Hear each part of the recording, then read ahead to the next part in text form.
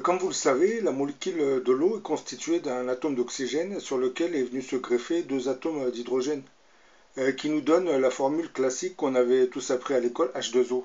Donc là, vous voyez, hein, la molécule d'oxygène, elle est là, et vous avez les atomes, du moins la molécule, l'atome d'oxygène.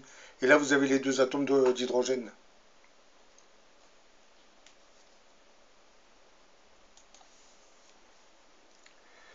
Par le système d'électrolyse, on peut provoquer une réaction électrochimique qui décomposera la molécule de l'eau H2O de sa structure atomique qui a une composition d'atomes d'oxygène et d'hydrogène. Cette opération est rendue possible par le passage d'un courant continu à travers deux électrodes immergées.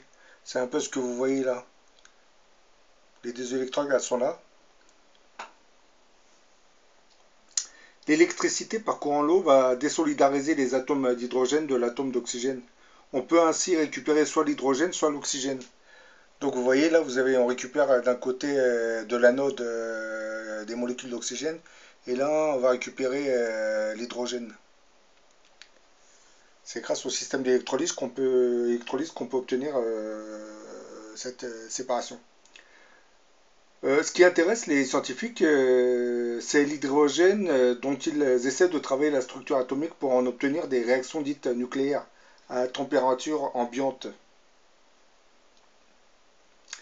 C'est un peu cela le mythe de la fusion froide. Mais vous allez me poser la question, qu'est-ce que c'est que la fusion froide?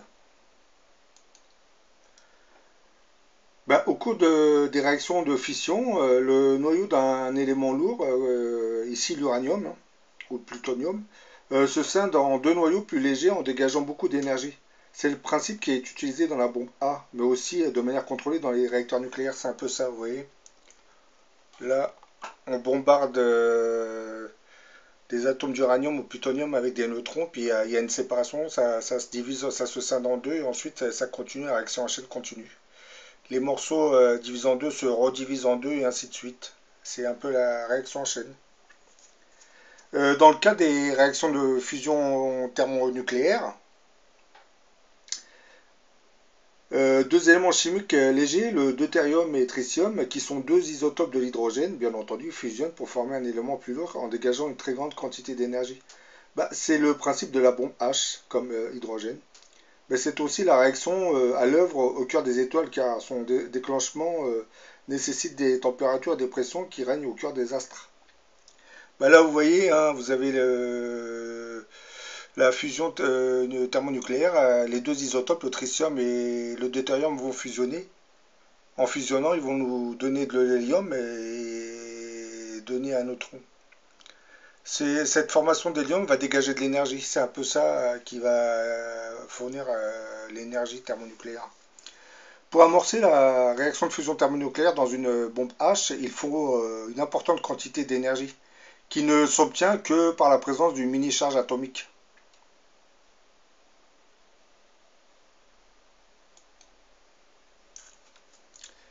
Bah, à cause de ce principe physique, toutes les bombes H dites à hydrogène sont logiquement équipées d'une mini-bombe atomique qui, en explosant, apporteront l'énergie au déclenchement des opérations de fusion thermonucléaire, qui augmenteront de ce fait la puissance de destruction de cette bombe H.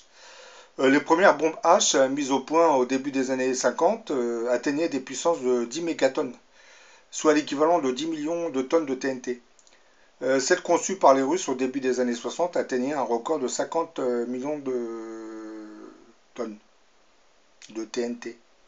À titre de comparaison, Little Boy, c'est-à-dire la première bombe atomique larguée sur Hiroshima en août 1945, représentait l'équivalent de l'explosion de 15 000 kg de TNT, soit une puissance de 15 kilotonnes. C'est pratiquement rien. Les bombes thermonucléaires sont beaucoup plus puissantes aujourd'hui, c'est effrayant. C'est la raison pour laquelle une bombe H sera toujours beaucoup plus puissante une simple bombe atomique. Si la bombe à hydrogène est à ce point plus puissante que la bombe A, c'est qu'elle repose sur des réactions de fusion nucléaire, des réactions du même genre que celles qui expliquent pourquoi notre Soleil brille. Des noyaux d'atomes de deutérium et de tritium fusionnent pour former un noyau d'hélium. C'est ce que je vous disais tout à l'heure, des noyaux de deutérium et tritium fusionnent pour donner un noyau d'hélium.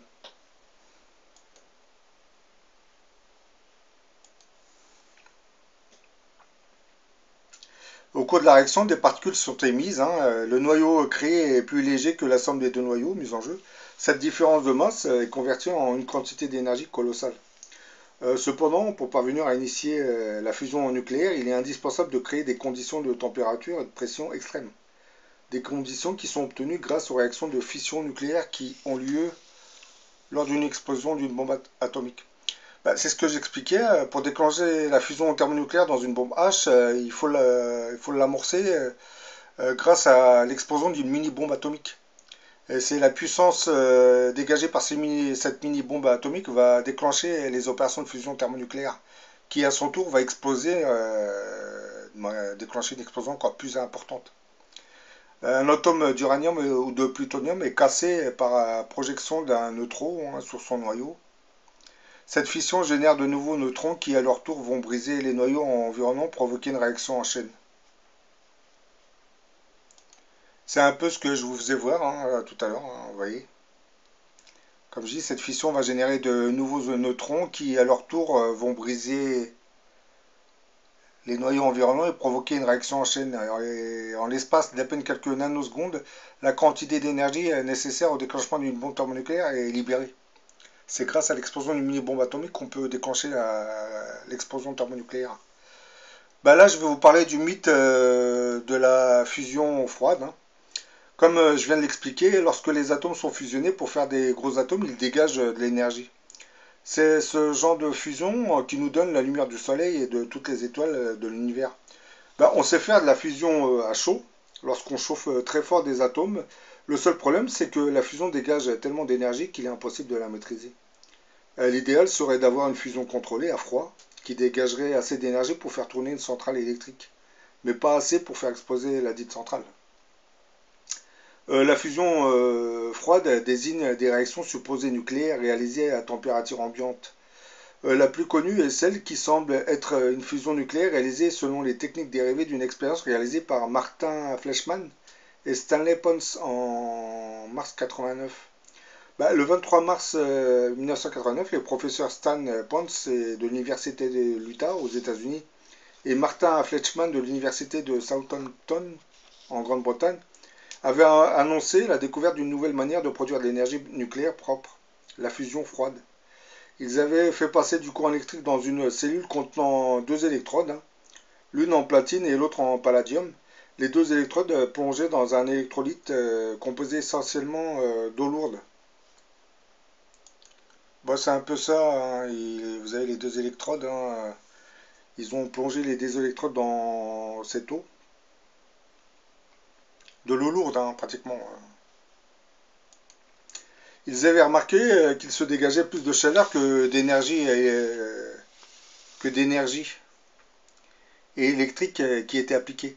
Cette découverte avait créé de grands remous dans la communauté scientifique. Après quelques semaines de tentatives diverses pour essayer de reproduire ces résultats, le sujet va disparaître de la science officielle, hein, sous les coups des expérimentateurs qui n'avaient pas réussi à reproduire l'expérience. Bah, cette expérience serait caractérisée par un dégagement de chaleur qui ne pouvait pas être expliqué par le seul apport de l'électricité dans l'eau, hein.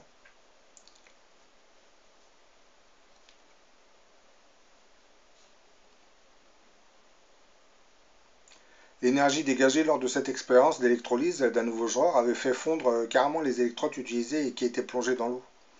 Bah, la fusion froide n'est pas vraiment admise par la majorité de la communauté scientifique parce que l'expérience de Pons et Fleischmann est très difficile à reproduire. Depuis lors, une petite centaine de chercheurs de par le monde auraient continué les recherches. Bah, les résultats se seraient améliorés au cours du temps, hein. Il avait été démontré des dégagements de chaleur anormaux, des transmutations, la production d'hélium même. Et c'est ainsi que le 14 janvier 2011 à Bologne, deux scientifiques italiens avaient fait une démonstration publique d'un générateur fondé sur la fusion froide. Andrea Rossi et Sergio Focardi avaient montré à un panel de scientifiques un nouveau type de réacteur, le I4, capable de produire jusqu'à 10 kWh d'énergie thermique avec environ 400 watts de chauffage système. Alors que la grande majorité des expériences avaient été réalisées avec du palladium et de l'eau lourde, Rossi et Focardi auraient utilisé un système différent. Ils auraient mis en contact de l'hydrogène gazeux ordinaire sous pression avec une poudre de nickel auquel était associé un catalyseur. Bah, ce nouveau type Ce nouveau type de réacteur était un progrès important dans l'utilisation de la fusion froide à des fins industrielles. Donc le mystère pour obtenir une opération de fusion froide réussie résiderait en fait dans le choix du matériau utilisé. Produire de l'énergie par le biais de réactions nucléaires entre l'hydrogène et une quantité prédéfinie de cristaux d'un métal de transition. Donc pourquoi ne pas utiliser la nanotechnologie des métamatériaux pour obtenir ce genre de fusion froide? Là, je vous fais montrer l'image d'un verre d'eau parce que la fusion froide, on l'obtient par l'hydrogène. Et l'hydrogène, on peut l'obtenir par le système d'électrolyse qui consiste à séparer les atomes d'oxygène des atomes d'hydrogène qui composent la molécule de l'eau. Donc, comme j'explique, dans un simple verre d'eau, on peut fabriquer une bombe atomique. Bon, c'est une manière de parler, hein. On ne va pas fabriquer une bombe atomique avec un verre d'eau, mais bon, les principes sont dans l'eau. Les principes de la fusion thermonucléaire qui alimente notre Soleil en énergie se trouvent dans l'hydrogène qui compose la molécule de l'eau.